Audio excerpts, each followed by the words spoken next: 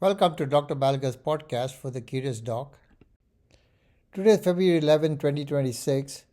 This video is on a JAMA review titled IgA Nephropathy in Adults, published just recently online on Jan 26, 2026. What is IgA nephropathy? It's a chronic kidney disease defined by IgA containing immune complex deposition in the glomerular mesangium, causing inflammation and scarring. How prevalent is IgA nephropathy in the US? The estimated prevalence is approximately 198,887 to 208,184 persons. What's the estimated incidence?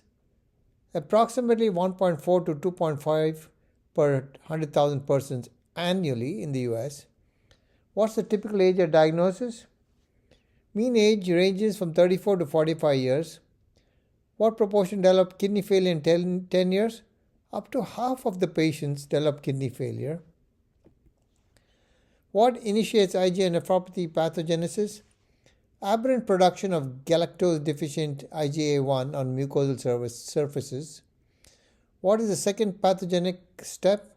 Formation of IgG or IgA autoantibodies against galactose-deficient IgA1. What is the third step? Formation of circulating immune complexes. The fourth step, mesangial deposition of immune complexes, triggering complement activation and inflammation. Is IgA deposition alone diagnostic? No. The deposition may occur in healthy individuals without clinical disease. How does IgA nephropathy typically present? With nephrotic syndrome, including hematuria, proteinuria, high blood pressure, and impaired kidney function. What is synpharyngitic hematuria? Visible hematuria occurring concurrently with upper respiratory or GI infection. How common is nephrotic syndrome in IgA nephropathy? Less than 5% of the patients. When is kidney biopsy recommended? When proteinuria is at least 0.5 grams per day in suspected IgA nephropathy. What confirms the diagnosis on biopsy?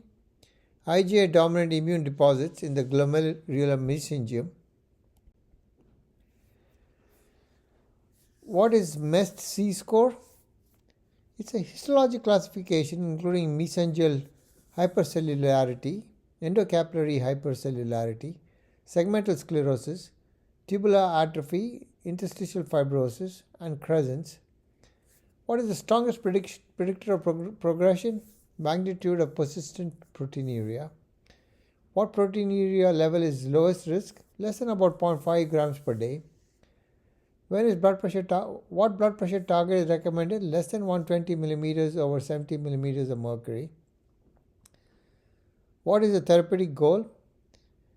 Reduce the decline in eGFR to less than 1 ml per minute per 1.73 square meter per year. What is first-line pharmacologic therapy? Maximally tolerated renin-angiotensin system inhibition. What is targeted release? Budesonide. It's an entry-coated glucocorticoid targeting distal ileum to reduce galactose-deficient IgA1 production. When are systemic glucocorticoids considered? When targeted release budesonide is unavailable in high-risk patients. What is sparsentan? It's a dual endothelin and angiotensin II receptor antagonist used as alternative therapy. What is iptacopan? It's an oral complement factor B inhibitor granted accelerated FDA approval for IgA nephropathy. Are SGLT2 inhibitors recommended? Yes, for patients with proteinuria greater than 0.5 grams per day to reduce CKD progression risk. What lifestyle modifications are advised? Sodium restriction under 2 grams per day, smoking cessation, exercise, and weight control. When are statins recommended?